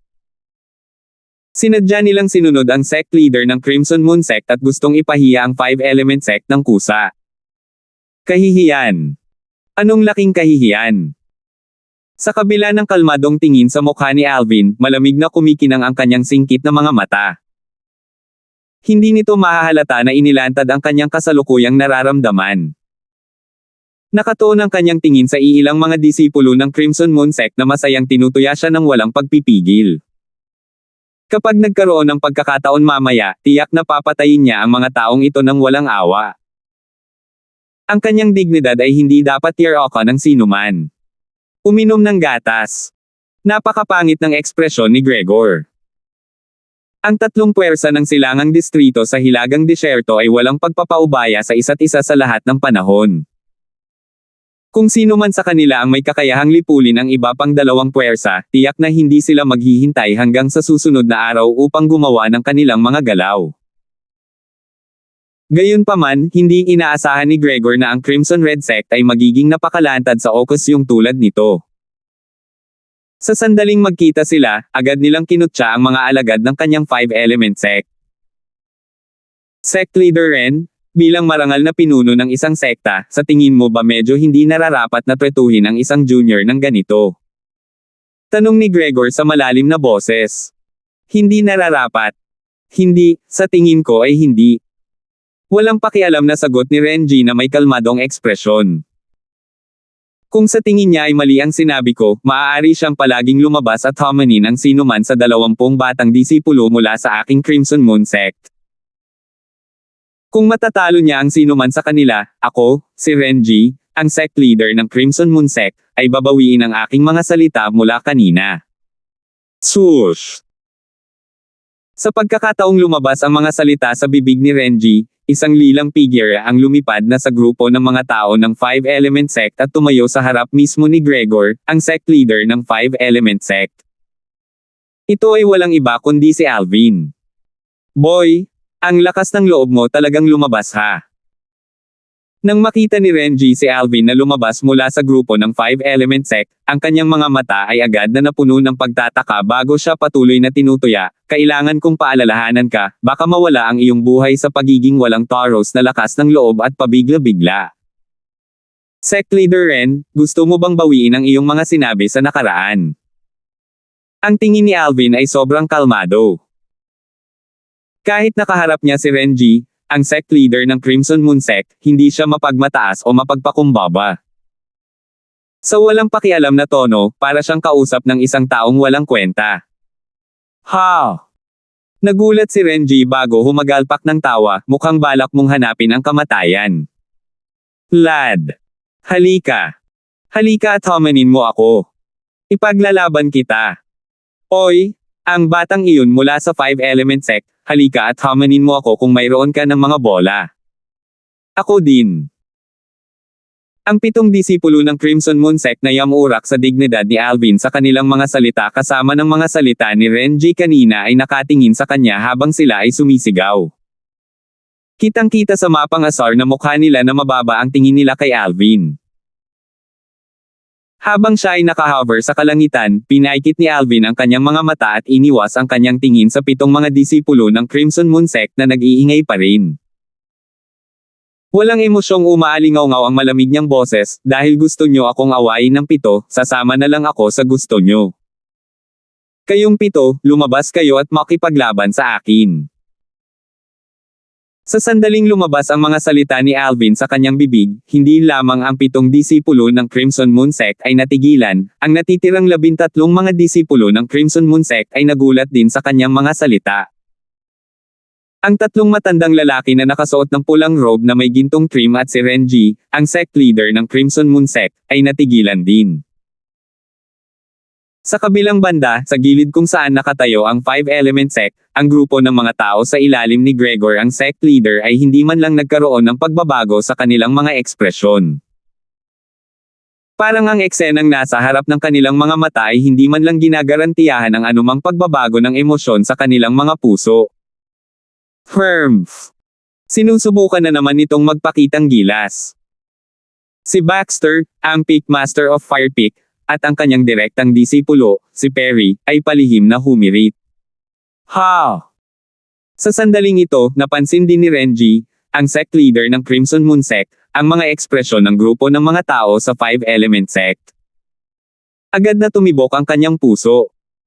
Hindi kaya nagkamali siya ng desisyon. Nang maisip ito ni Renji, tinitigan niya ang binata na nakasuot ng lila na nasa harapan niya mula sa itaas hanggang sa ibaba ng buong atensyon. Ang mga mata ay napakatalim na parabang ito ay maaaring tumago sa lahat ng bagay ay mahigpit na nakalock kay Alvin na parabang gusto niya makita siya ng lubusan. Nanatiling walang pakialam ang mukha ni Alvin, hindi masaya o galit, habang hinarap niya ang pagsisiyasat ni Renji. Ha. Kasabay nito, ang 7 disipulo ng Crimson Moon Sect na tinawag ni Alvin ay nanambalik sa kanilang katinoan at humagalpak ng tawa. Para bang narinig nila ang pinakamalaking biro sa mundo. Gusto mong hamanin ang 7 ng sabay-sabay. 7 tayo ng sabay. Matino pa ba siya? Ang 7 mga disipulo ng Crimson Moon Sect ay tumingin kay Alvin na may panunuya, ang mga salitang lumalabas sa kanilang mga bibig ay mas bastos pa kaysa dati. Sa oras na ito, maging sa iba pang 13 disipulo ng Crimson Moon Sect, maraming tao ang hindi napigil ang mapatawa rin. Naturally, mayroon ding iilan sa mga disipulo ng Crimson Moon Sect na mapagmasid at napansin ang kalmado at walang pakialam na mga tingin sa grupo ng mga tao ng Five Element Sect. Nang ilipat nila ang kanilang mga tingin kay Alvin na mukhang kalmado gaya ng dati, isang bakas ng pangamba ang makikita sa kanilang mga mata. Ano? You dare not. Ang ekspresyon sa mukha ni Alvin ay nanatiling hindi nagbabago kahit na nahaharap sa paulit-ulit na panghihikayat mula sa 7 mga disipulo ng Crimson Moon Sect. Sa kalangitan, ang kulay ube na robe sa kanyang katawan ay umihip mula sa liwanag ng simoy ng hangin habang nakatitig sa 7 tao sa kanyang harapan. Ano? Kakasabi mo lang na we dare not. Dahil lang sa hindi namin hubad ang aming mga pangil, sa tingin mo na kami ay ilang mga may sakit na pusa ha? Mga kapatid. Sa sobrang pagmamaliit niya sa atin, dapat natin siyang turuan ng magandang leksyon. Ang 7 mga disipulo ng Crimson Moon Sect ay lubos na nagalit kay Alvin. Isa-isa silang lumipad palabas at pinalibutan si Alvin habang tinitigan siya ng masama. Sumimangot si Renji, ang sect leader ng Crimson Moon Sect.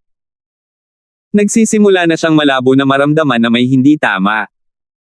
Ang disipulo ng 5-element sect na iyon na nakasuot ng purple ay tila medyo nagtiwala.